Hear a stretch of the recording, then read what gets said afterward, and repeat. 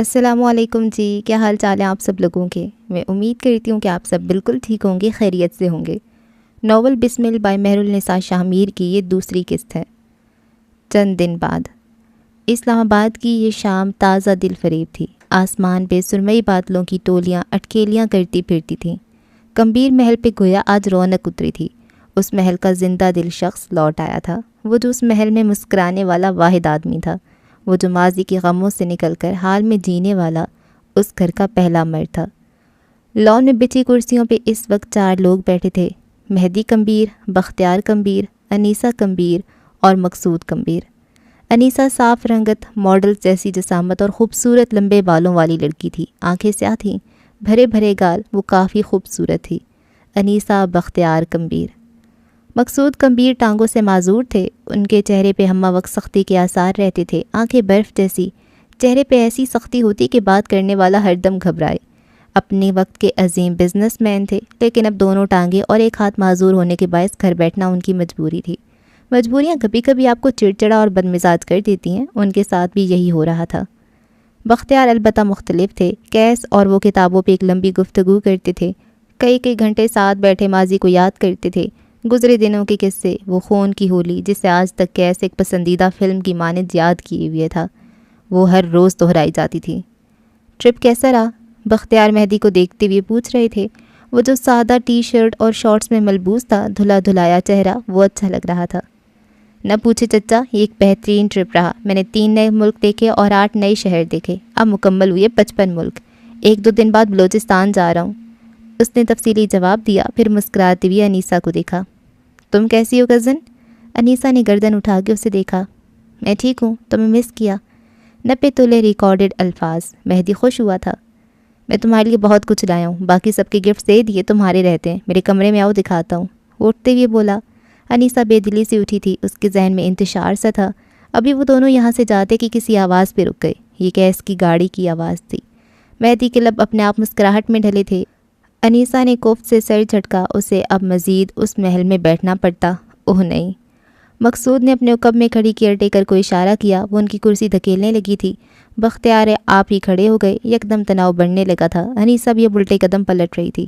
گاڑی گیلے path way سے گزر کر آئی، پورچ میں آ کر رکی۔ ایک لمحے، صرف ایک لمحے کے لیے بھی مہدی کی مسکراہٹ اور جوش ختم نہیں ہوا تھا۔ کیس کے لیے دروازہ کھولا گیا، وہ باہر آیا تو نظروں کی سیدھ میں کھڑے مہدی کو دیکھا۔ آنکھوں میں بہت کچھ در آیا۔ ماضی ایک بار پھر کسی فلم کی طرح یاد آیا۔ وہ دونوں عام کزنس نہیں تھے جن کے درمیان کبھی جھگڑا ہوتا تو کبھی صلح۔ ان کے درمیان نفرت تھی، صرف نفرت۔ لیکن کیس کی جانب سے وہ مہدی سے نفرت کرتا تھا۔ یہ شخص اس کے ماں باپ، اس کے سارے خاندان کی موت کا ذمہ دار تھا۔ وہ اپنی جگہ سے نہیں بڑھا۔ مہدی کو دیکھ کے اس کا دل دکھتا تھا، روح تک بلبلا جاتی تھی، لیکن وہ اسے خود سے بھی دور نہیں کرنا چاہتا تھا۔ وہ اپنے خاندان کے ایک اور فرد کو مرتے ہوئے نہیں دیکھنا چاہتا تھا۔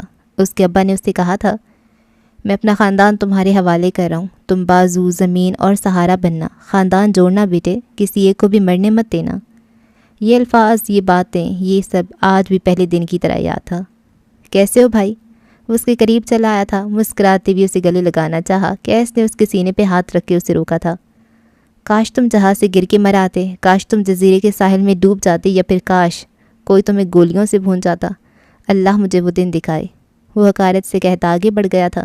مہدی اپنی جگہ کھڑا رہا، ہل بھی نہ سکا۔ یہ الفاظ نئے نہیں تھے، لیکن دل آج بھی پہلے کی طرح دکھتا تھا۔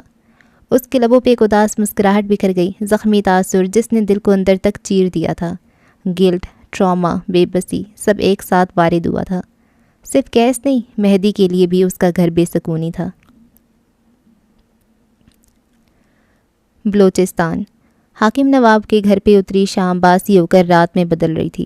آسمان پہ ستاروں کا غول سمٹ آیا تھا۔ گھر کے اوپری صحن میں بیٹھی زینیا 2 زانوں ہو کے زمین پہ بیٹھی تھی۔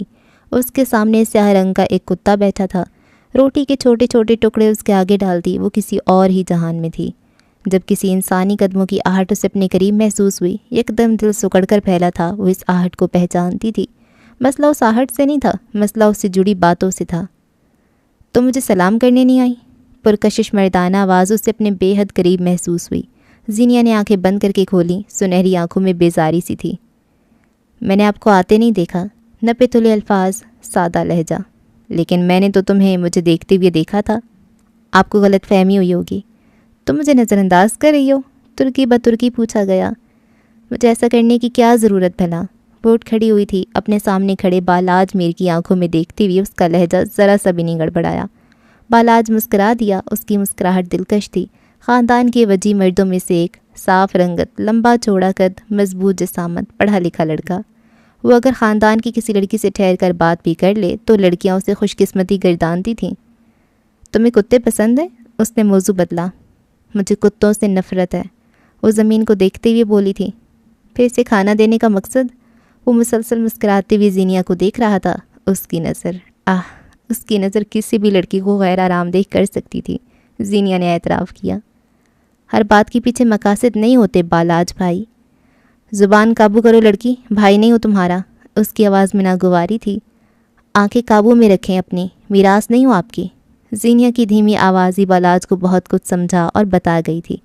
اور کون کہتے کہ حدود قائم کرنے کے لیے اونچی آواز یا جھگڑا ضروری ہوتا ہے؟ بالاج نے گہری سانس بھری، چہرے پہ ہاتھ پھیرا۔ کیا ہو گیا زینی؟ اچھا، آئی ایم سوری، آؤ بیٹھ کے بات کریں۔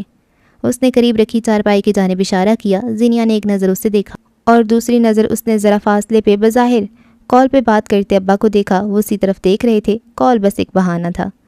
ان کے خاندان میں یوں کزن سے بات چیت کرنا برا سمجھا جاتا تھا، لیکن ابا برا کیوں نہیں منا رہے تھے؟ اسے تعجب نہیں ہوا۔ آپ بیٹھے، مہمان ہیں، میں چائے لاتی ہوں۔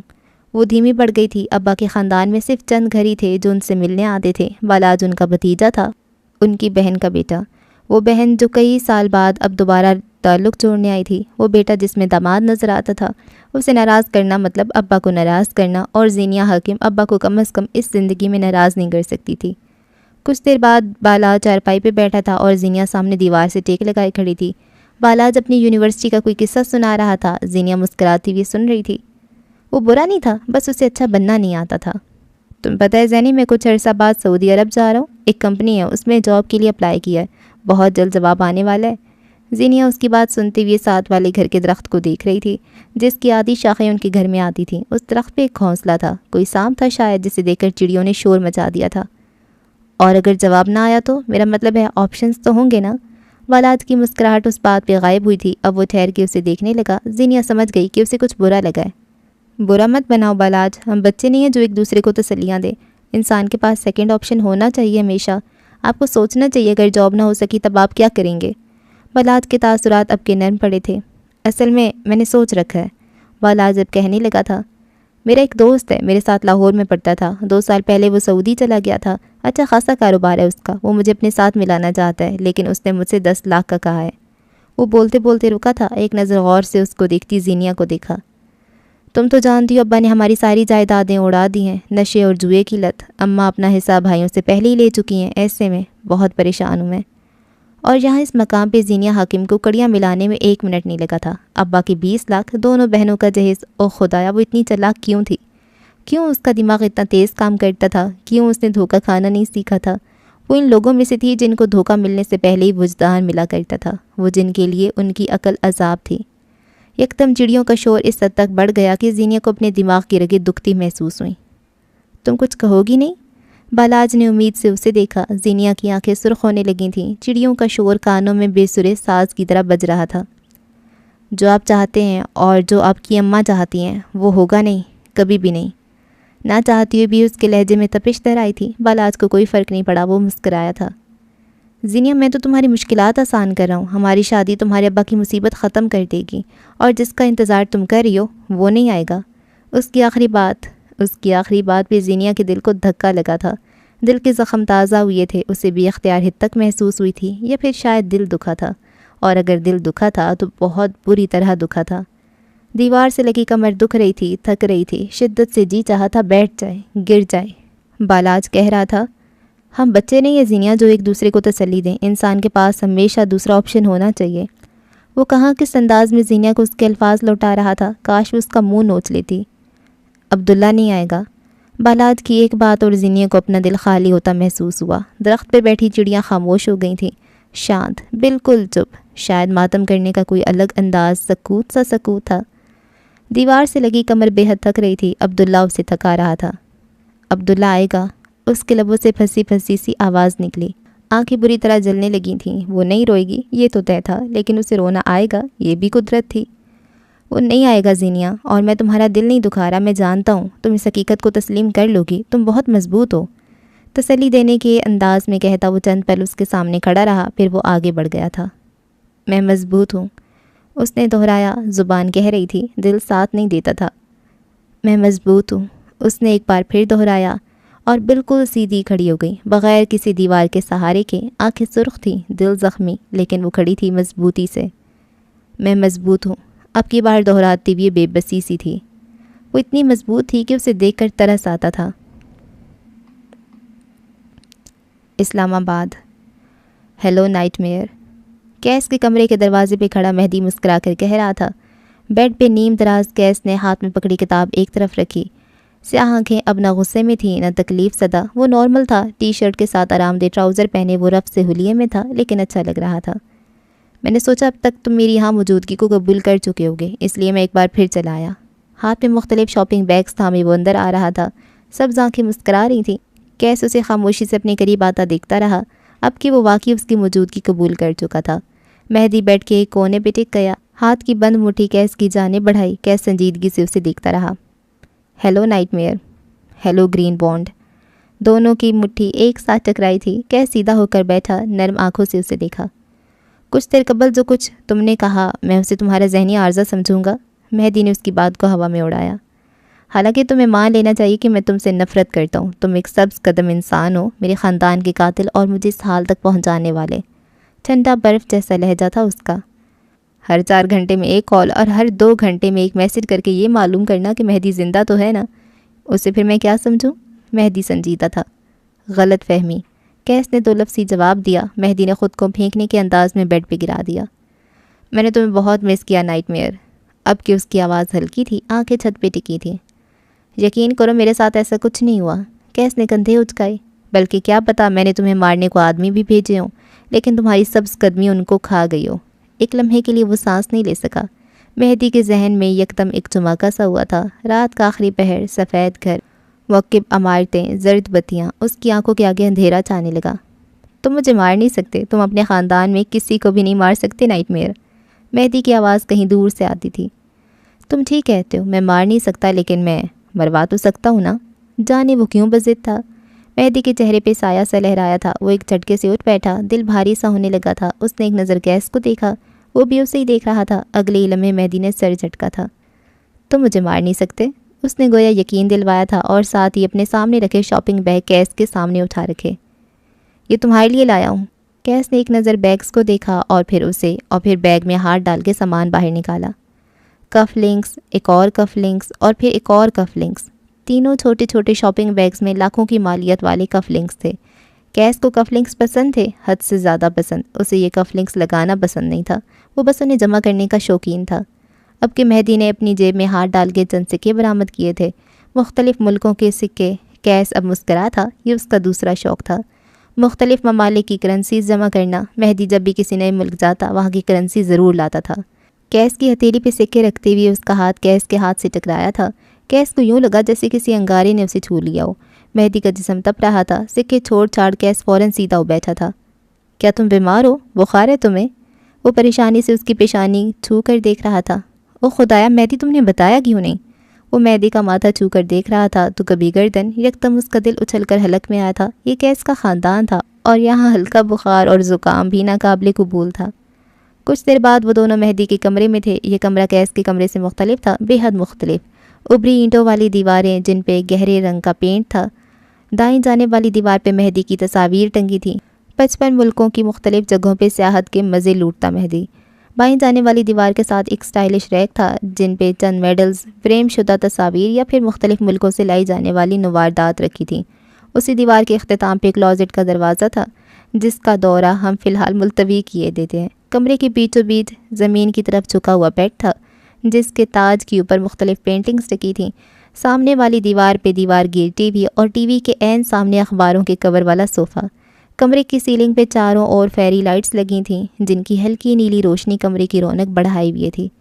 مہدی اپنے بیڈ پہ لیٹا تھا، لحاف سینے تک اوڑھ رکھا تھا۔ کال بخار کی حدت سے تپ رہے تھے۔ کیس اس کے سامنے کھڑا تھا، تفتیشی نظروں سے اسے دیکھتا ہوا۔ تمہیں بخار کتنا پرانا ہے؟ शायद 1-1.5 हफ्ता हुआ है। सेंटोरिनी में वबा फैली हुई है, मौसमी ज़ुकाम बुखार सबको ही था। कैस ने हाथ में पकड़ी चंद टैबलेट्स को एक नज़र देखा और फिर फेंकने के अंदाज में उसके सीने पे दे मारी। मेहदी ने नकाहत से आंखें बंद की। इन्हें खा लो, सुबह तक तो मुझे बिल्कुल फिट चाहिए हो, आई समझ, मर नहीं सकते तुम।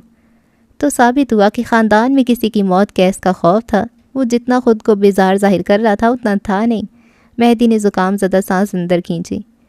मैं 1 हफ्ते से दवाई खा रहा हूँ, कोई असर नहीं हो रहा, शायद मलेरिया है, कहते साथ वो गिरा था। बुखार से बदन टूट रहा था, कंधे भारी हो रहे थे, उसकी सुर्ख आंखें अब जल रही थीं। कैसे यूं ही खड़ा रहा, बेतासुर सर चेहरा लिए। अलबत्ता दिल 1000 बार डूब रहा था। अगले 6 माह तक तुम मुल्क से बाहर नहीं जा रहे। कैस के ऐलान पे मेहदी पहुँच कर रह गया था। उसने उठने की कोशिश की लेकिन नकाहत आड़े आ गई। मेहदी का सूटकेस बेड के कोने पे खुला पड़ा था। कैस अब उसके सामान उलट पलट रहा था। उसके चेहरे पे कुछ था, कुछ गैर आरामदेह सा। तुम ऐसा नहीं कर सकते कैस, पागल हो गए हो क्या? मैं ट्रैवलर आदमी हूँ, घर में कैसे रह सकता हूँ? हैरानी थी, ये अल्फाज हज़म करना मुश्किल था। मेरे एयरपोर्ट्स कहाँ हैं? कैसे उसकी सुने बगैर बोला था। मेहदी के कपड़े, मुख्तलिफ सामान अब फर्श पे बिखरा पड़ा था। सामान में आधे से ज़्यादा घड़ियाँ थीं, मुख्तलिफ ब्रांड्स की महंगी महंगी घड़ियाँ। मिसप्लेस हो गए होंगे। साफ ज़ाहिर था कि वो टाल रहा है। एयरपोर्ट्स के नाम पे मेहदी को वो सहारात याद आ गई थी। तुम कब से चीज़ें मिसप्लेस करने लगे? साफ साफ बताओ ग्रीन वोंट, तुम क्या छुपा रहे हो? अगर मैंने पता लगा लिया तो तुम जानते हो मैं क्या करूँगा? मेहदी ने गहरी सांस भरी। हाँ, मान लिया तुम 155+ IQ के मालिक हो, माना तुम्हारी मेमोरी फोटोग्राफिक है, तुम दुनिया के ज़हीन इंसानों में से हो। लेकिन मिस्टर कैस कबीर साहब, हर बात में शक और हर मामले में टेढ़ ढूंढना छोड़ दो प्लीज़। मैं सोना चाहता हूँ, जाओ प्लीज़। लिहाफ अपने ऊपर डालते हुए उसका दिल ज़ोर ज़ोर से धड़क रहा था। उसके सामने कैस था, वो आदमी नहीं था, एक्सरे मशीन था। वो आपका चेहरा देख के कई मिनट कबल होने वाला वाक़या भी बता सकता था। उसे डॉज देना दुनिया का सबसे मुश्किल काम था। मेहदी लिहाफ ओढ़े लेट गया था, आंखें मीच रखी थीं। कैस चंद लम्हे खड़ा उसे देखता रहा। वो जानता था कुछ है जो वो छुपा रहा है, लेकिन वो ये भी जानता था कि कम अज़ कम मेहदी उसे ये बात नहीं बताएगा। मैं जानता हूँ तुम सोए नहीं, कैस ने हाँक लगाई। मुझे फ़र्क नहीं पड़ता तुम कहाँ थे, क्या किया, क्यों किया। मैं तुम्हें किसी भी मुल्क भेजता हूँ तो ज़िंदा भेजता हूँ। तुम मुझे वापसी पे भी ज़िंदा चाहिए हो। अगर तुम मरे तो मैं तुम्हें मार दूंगा मेहदी। आखिरी अल्फाजों में ऐसी सफाकी थी कि लम्हे भर को कोई भी काम जाए। वो कहकर रुका नहीं था, लंबे लंबे डग भरता बाहर निकल गया। पीछे मेहदी ने धीरे से लिहाफ सिरकाया था। उसकी आंखों में वो स्याह रात एक बार फिर घूम गई थी। अगर वो सिर्फ एक रात होती तो फ़र्क नहीं पड़ता था, लेकिन वो ताकुबकार एक बार फिर आया था और मेहदी अब याद नहीं करना चाहता था वो कब कब आया था। लिहाफ वापस ओढ़ते हुए उसने आंखें बंद कर लीं। उसे सोना था, लंबी गहरी नींद सोना था। बलूचिस्तान। शाम के नीले साए फैलकर स्याह होने लगे थे। हाकिम नवाब के घर में अपने कमरे में मौजूद ज़ीनिया बेचैनी से यहाँ से वहाँ टहल रही थी। बस चंद दिन बाद ही तो इस्लामाबाद से एक सियाहती ग्रुप उसके शहर आ रहा था। उसे अब्बा की इजाज़त नहीं चाहिए थी, उसे बस किसी तरह उस घर से निकलना था। ज़ीनिया के पास हमेशा चोर दरवाजे होते हैं। पलंग पे नीम दराज कूंज अपने मोबाइल पे कुछ देख रही थी। ये मोबाइल ही तो उसकी कुल मता था और ये पलंग उसका सिग्नल जोन। हर घर में एक ऐसा कोना ज़रूर होता है जहां आपका इंटरनेट तेज़ चलता है। पलंग का दायां हिस्सा उस घर का वही कोना था। स्पीकर से किसी की भारी मर्दाना आवाज़ गूंज रही थी। कैस, आप इस मुल्क के मशहूर डिज़ाइनर हैं। औरतें आपके बनाए कपड़ों को पहनना अपनी खुशकिस्मती समझती हैं। मर्द आपके ब्रांड को एक लेवल समझते हैं, लेकिन आप खुद सिर्फ और सिर्फ मर्दों के कपड़े डिज़ाइन करते हैं। आपके बारे में मशहूर है कि आप एक मिसोगिनिस्ट, सेल्फ सेंटर्ड, एंटी फेमिनिस्ट आदमी हैं। आपके पास कोई वजाहत है? क्यों आप औरतों को इतना कमतर समझते हैं कि आप उनके कपड़े तक डिज़ाइन नहीं करते? अगर कूंज के मोबाइल में झांक कर देखो तो घुंघराले बालों वाला कैस एक स्टूडियो में बैठा था। सफ़ेद रिक्लाइनर और दरमियान में रखी शीशे की मेज़। आसपास की दीवारें सब्ज़ थीं। होस्ट की बात पे उसने गहरी सांस ली थी। लोगों का काम तो कहना है, मैं उनकी बातें नहीं सुनता। रही बात औरतों को कमतर समझने की, तो शायद ऐसा हो कि मैं औरतों को कमतर नहीं बल्कि इतना काबिल एहतराम, मुक़द्दस और नफीस समझता हूँ। क्या पता मैं उनके कपड़े इसलिए डिज़ाइन नहीं करता क्योंकि मुझे नहीं लगता कि मैं इस लायक हूँ। वो होस्ट की आंखों में देखता किस खुद एतमादी से कह रहा था। वो चंद लम्हों के लिए ख़ुद को देखने पे मजबूर कर सकता था। देखा ज़ैनी, ख्वामखा लोग इस बेचारे के पीछे पड़े थे। कूंज ने उसकी बात पे सीधी होकर बैठी थी। बेचारे को पता नहीं क्या क्या कह डाला, कैसे जवाब दिया इसने। लोगों की बोलती बंद हो जाएगी अब, वो चहक रही थी। उसने जवाब नहीं दिया। कूंज ने सवाल के बदले सवाल किया। उसने तरदीद नहीं की, लेकिन उसने तायीद भी नहीं की। बेवकूफ़ लड़की, वो बात को अपनी कोर्ट में कर गया और तुम लोग समझे ही नहीं। ज़ीनिया के लंबे तबसरे पे कूंज का चेहरा बुझ गया। सर झटक कर वो एक बार फिर मोबाइल की तरफ चेहरा मोड़ गई। زینیا بھی اپنے موبائل پہ ٹائپ کر رہی تھی، وہ مثبت جواب دے رہی تھی۔ اسے اب کسی سوچ و بچار کی ضرورت نہیں تھی، وہ جائے گی، ضرور جائے گی۔ پورے ملک میں شاید ہی کوئی ایسا شہر ہو جہاں آپ کی بوتیک کی چین نہ پھیلی ہو، جہاں آپ کا فیشن ہاؤس نہ ہو، ٹیکسٹائل انڈسٹری میں آپ کا ایک نام ہے، برانڈ ہے۔ ناظرین شاید جانتے نہیں، اس لیے ہم بتا دیں۔ Case compare 2 other textile mills کے مالک بھی ہیں اور ان کے شراکت دار ہیں، وراق حنیف بیز کلیکشن کے اونر۔ سوال کی طرف آئیں ہوسٹ صاحبہ۔ کیس کے شائستگی سے ٹوکنے پہ ہوسٹ کی چلتی زبان رکی تھی۔ سوال یہ ہے کہ کیس، آپ کی ٹیکسٹائل ملز اور آپ کے باقی سارے فیشن ہاؤسز میں عورتوں کی ایک بہت بڑی تعداد ہے، لیکن کیسم کی مین برانچ میں چند گنی چنی خواتین کے علاوہ کوئی عورت کام نہیں کرتی۔ اس بات سے یہ آپ ایک مسوگنسٹ ہونے کا الزام لگتا ہے، کیا آپ کلیئر کریں گے؟ کیس مسکرایا تھا۔ میں سے شاید ایک اتفاق کہوں، ایک بے حد برا اتفاق۔ زینیا نے اس ابھرتی آواز پہ سر کو استہزائی انداز میں جھٹکا تھا۔ اب یہ آدمی 3-4 مزید باتوں کا جواب اس طرح گھما پھرا کر دیکھا تاکہ لوگ یقین کر لیں کہ وہ باتیں گھما نہیں رہا بلکہ یہی اس کا پیٹرن ہے۔ وہ ایک بار پھر موبائل پہ تیز تیز ٹائپ کرنے لگی تھی۔ کوفت زدہ بیزار چہرہ، آدم بیزار۔ کونج نے اب کی زینیا کو نہیں دیکھا، اس اسکرین کو تکے گئی۔ چند مزید باتوں کے جواب بھی وہ اسی طرح دیتا رہا، گھما پھرا کر۔ الفاظوں کو جیسا چاہا موڑ دیا، جہاں چاہا چند ہیرے موتی لگا کے مزید خوبصورت پیش کر دیا، جہاں چاہا کپڑے کی مانند کتر دیا۔ کیس کو جھوٹ سے سخت نفرت تھی، وہ بس باتوں کو اپنی مرضی کا مطلب دیتا تھا۔ اگلے چند سال بعد آپ خود کو کہاں دیکھتے ہیں؟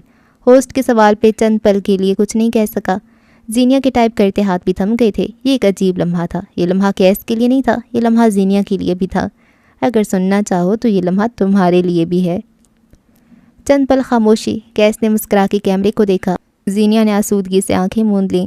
چند لمحے بیتے، چند ساتیں گزری اور پھر دونوں نے بیک وقت ایک ہی طرح کی توانائی سے ایک ہی جیسا جواب دیا تھا۔ بلندیوں کی سمت، کیونکہ مجھے اسی لیے بنایا گیا ہے۔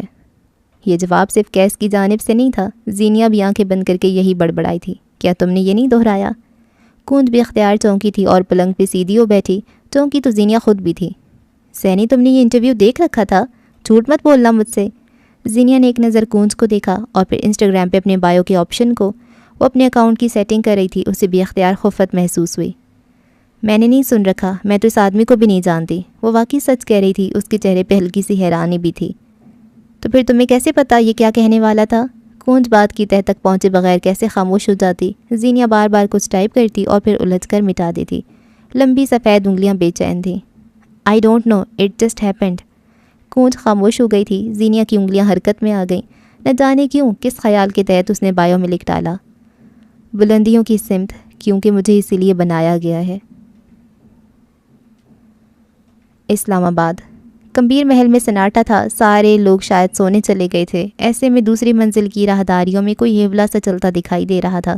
سلک کے نیلے شب خوابی کے لباس میں ملبوس گھنگریالے بالوں والے مرد نے فون کان سے لگا رکھا تھا۔ دوسری جانب اس کی سیکریٹری تھی، حدیبہ نواز۔ میں نے پورا انٹرویو سنا ہے سر، مجھے نہیں لگتا کہ اس میں کوئی کنٹروورشل بات ہے، بلکہ میں تو بے حد خوش ہوں کہ عورتوں کے متعلق آپ کی رائے۔ میری رائے عورتوں کے بارے میں آج بھی وہی ہے، عورتیں ایک نخرے باز، کم عقل اور ڈرامے باز مخلوق ہوتی ہیں، جن کو اگر کام پہ رکھو تو آئے دن نئے بہانے ساتھ لاتی ہیں۔ ان پہ لگا نازوں کا سٹکر انہیں کام نہیں کرنے دیتا۔ وہ کہتے ہوئے راہداریوں میں مڑتا جا رہا تھا۔ سلک کا لباس ساتھ ساتھ لہرا رہا تھا، ماتھے پہ شکن، انداز میں ناگواری تھی۔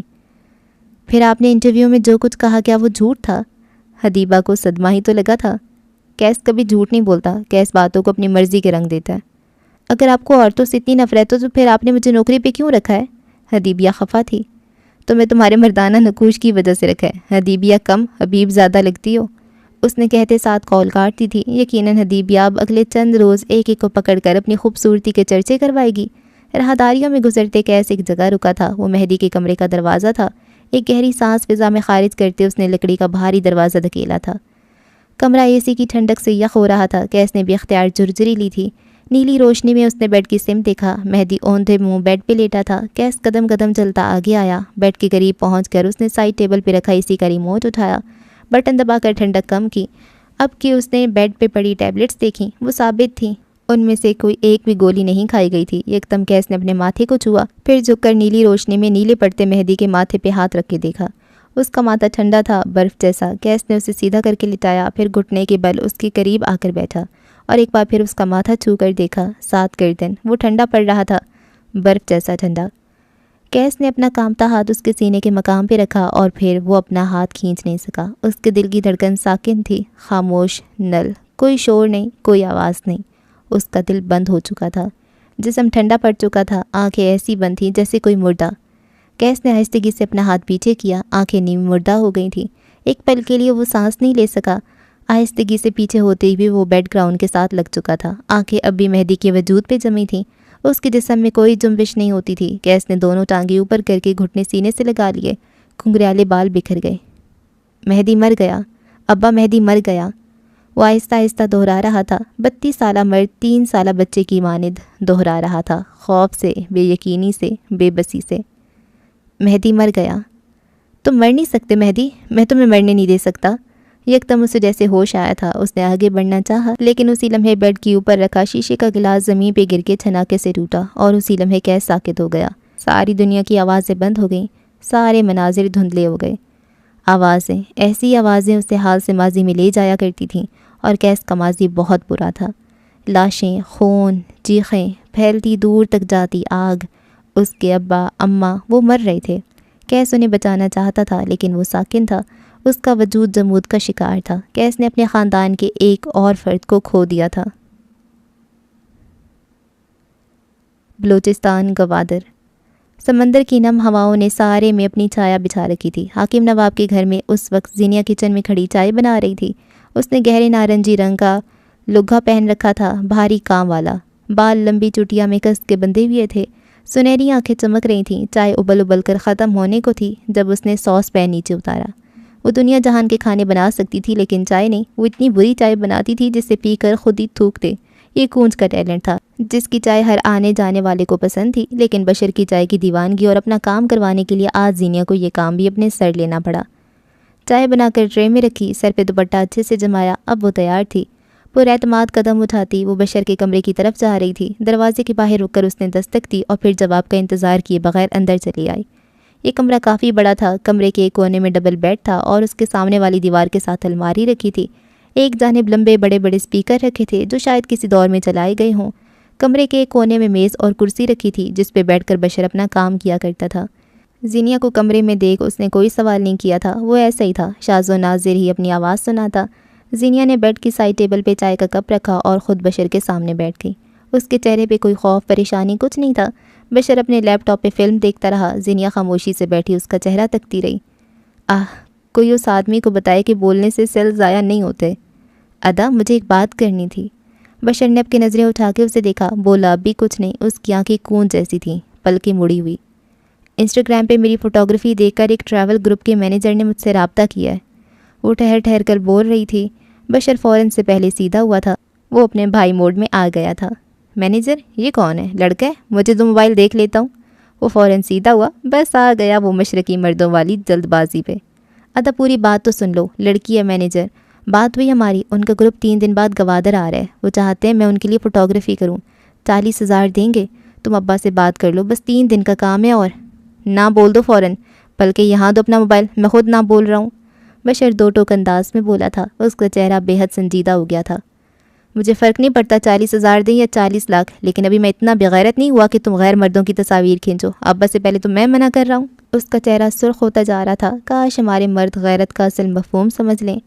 تم میرے ساتھ چلنا ادا، بس ہر روز 2 گھنٹے کا کام ہوگا اور بس، مجھے پیسوں کی ضرورت ہے ادا، بات کو سمجھو۔ زینیا اب زور دے کر کہہ رہی تھی۔ زینیا، میں نہ کہہ چکا ہوں نا، سمجھ نہیں آ رہی؟ اب کہ بشر ذرا سختی سے بولا تھا۔ یہاں گونج ہوتی تو اس کی جان ہوا ہو جاتی، لیکن زینیا ڈھیٹ تھی، پتھر اپنی جگہ سے ہل سکتا تھا لیکن وہ نہیں، سو ڈٹی رہی۔ غضب خدا کا، اب تم میرے سامنے غیر مردوں کی تصویریں کھینچو گی اور میں بغیرتوں کی طرح کھڑا رہوں؟ پتہ نہیں کیسے کیسے لوفر لڑکے آ رہے ہوں گے۔ اس نے ہاتھ جھلایا، غصہ، سخت غصہ آ رہا تھا اسے۔ تمہیں مجھ پہ اعتبار ہے کہ نہیں؟ آج تو اپنا شہر ہے ادا، کل میں کسی اور شہر پڑھنے جاؤں گی، تم نے کہا تھا تم مجھے افسر بناؤ گے، تم تو ابھی سے منع کر رہے ہو۔ وہ روحان سی ہوئی۔ زینی، میں نے نہ بول دیا مطلب نہ ہو گیا، اب جاؤ یہاں سے، تنگ مت کرو۔ بشر نے گویا بات ختم کر دی ہو۔ چہرہ اب بھی سرخ تھا، زینیا کو انسٹاگرام کی اجازت دے کر ہی غلط کر دیا تھا۔ زینیا چند لمحے اسے دیکھتی رہی، اس کا ذہن ایک چلتی پھرتی مشین تھا۔ وہ اٹھی اور ایک اچٹتی سی نگاہ بشر پہ ڈالی۔ ابا تمہارا رشتہ طے کر رہے ہیں، بدلے میں کون وہاں جائے گا تم جانتے ہو۔ الفاظ سیسے کی مانے چبھے تھے بشر کو، وہ اپنی جگہ شل رہ گیا، لب ہلکے وا تھے۔ ایک وقت وہ تھا جب تم نے لالا رخ کے لیے سٹینڈ نہیں لیا، اور آج تم میرے لیے سٹینڈ نہیں لے رہے۔ تم سے محبت میں ناکام مرد نہیں ہوتا، تم ہر تعلق میں ناکام ہو۔ بشر کے دل پہ گویا کسی نے انگارے ڈال دیے ہوں، وہ تڑپ کر رہ گیا تھا۔ آنکھیں ضبط سے سرخ ہوئیں، ناکام ادھوری محبت نے ایک بار پھر سر اٹھایا تھا۔ دل زخم ہو گیا تھا، اس نے زور سے دانت بھینچ لیے تھے۔ جب جانا ہو بتا دینا، میں ساتھ آؤں گا۔ چوکھٹ پہ زینیاں تھم گئی تھی، لب تلخی سے مسکرائے تھے۔ ایسے تو پھر ایسے ہی صحیح، اس کے گھر کے مردوں کو اس کے دل کی پرواہ نہیں تھی تو وہ کیوں کرے؟ اس نے بھی وہیں وار کیا تھا جہاں سب سے زیادہ چبھن ہو، کسی کی ادھوری محبت۔ اگلے چند لمحات میں وہ چوکھٹ پار کر گئی تھی، اس کے پیچھے بشر نے خود سے ایک بار پھر وہی عہد دہرایا تھا۔ 1000 بار موقع آئے گا تو میں 1000 بار اس کے لیے سٹینڈ نہیں لوں گا۔ اگر میں اس کے لیے کھڑا ہو جاتا تو وہ ڈھہ جاتی۔ اس نے آنکھیں بند کر لیں۔ شاید اسے ڈھیر سارا رونا تھا، شاید ضبط کرنا تھا، وہ کہاں کچھ بتاتا تھا۔ اسلام آباد۔ بیڈ کے ساتھ جڑ کے بیٹھا کیس تہی دامن تھا۔ وہ اب تک شوق تھا، اب تک ماضی میں تھا۔ آگ کے بھڑکتے گولے، لاشیں، خون، اس کا خاندان، سب آنکھوں کے سامنے گھوم رہا تھا۔ گھٹنے سینے سے لگائے بیٹھا وہ الگ دنیا میں تھا۔ اسی لمحے مہدی کے وجود میں جنبش ہوئی تھی۔ اس نے کسل مندی سے کروٹ بدلی تھی۔ کیس اب بھی اپنے حواسوں میں نہیں تھا، وہ حال میں نہیں تھا۔ ماضی، وہ ظالم ماضی کے گرداب میں چکر کاٹ رہا تھا۔ آگ، خون، لاشوں سے بھرا ماضی۔ مہدی نے ہلکی سی آنکھیں کھولیں۔ اس نے کیس کو اپنے سامنے بیٹھے دیکھا۔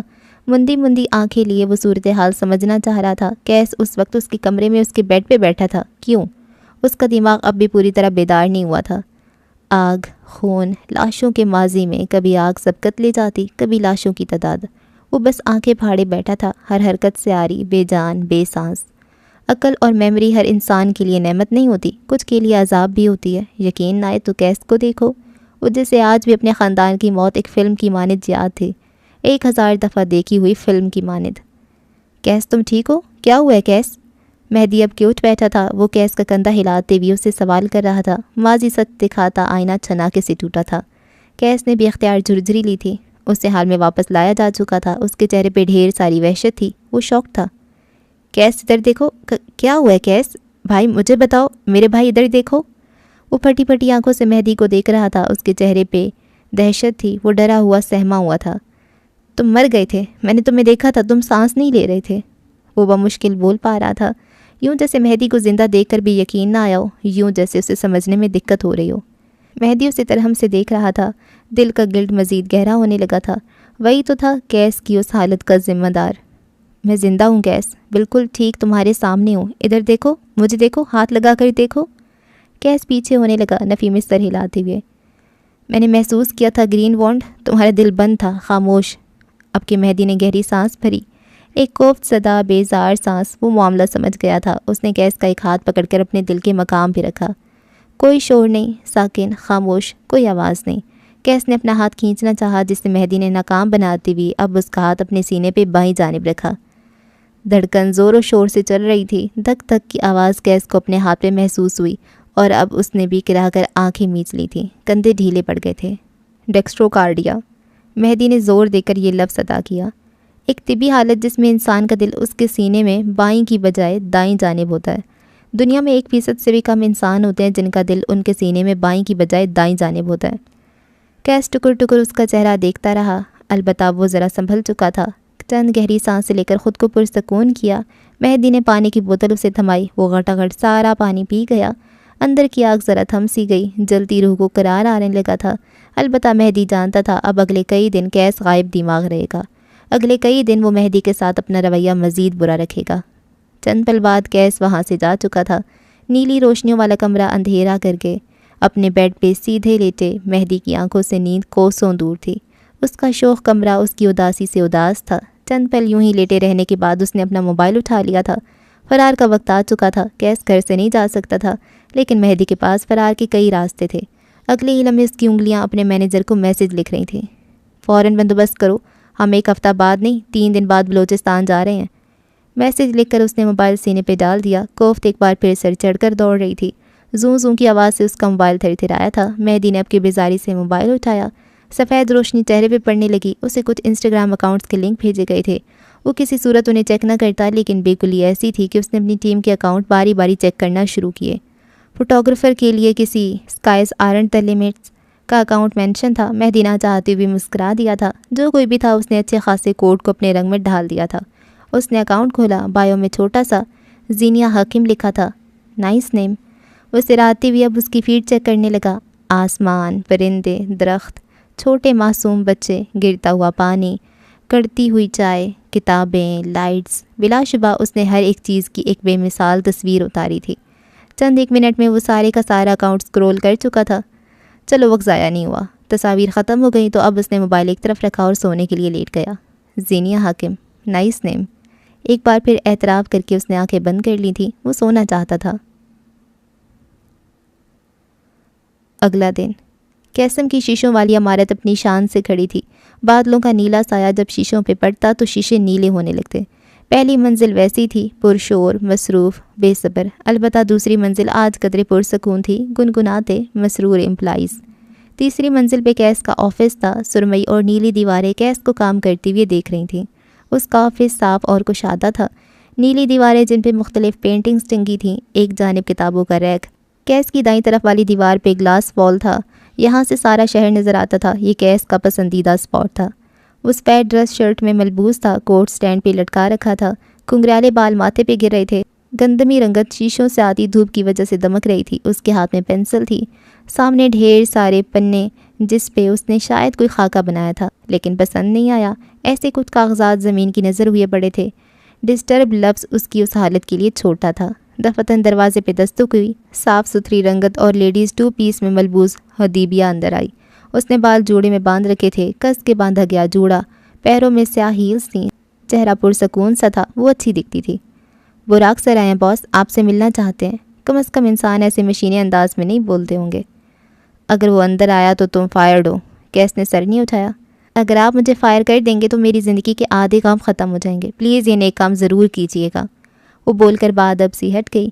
قیسم میں آپ کیس سے کچھ بھی کہہ سکتے ہیں، کیس، باس، بڑی، جو آپ کا دل چاہے، لیکن اگر قیسم میں آپ نے کیس کی مرضی کا کام نہیں کیا تو پھر جو کیس کا دل چاہے۔ مرحبا حبیبی۔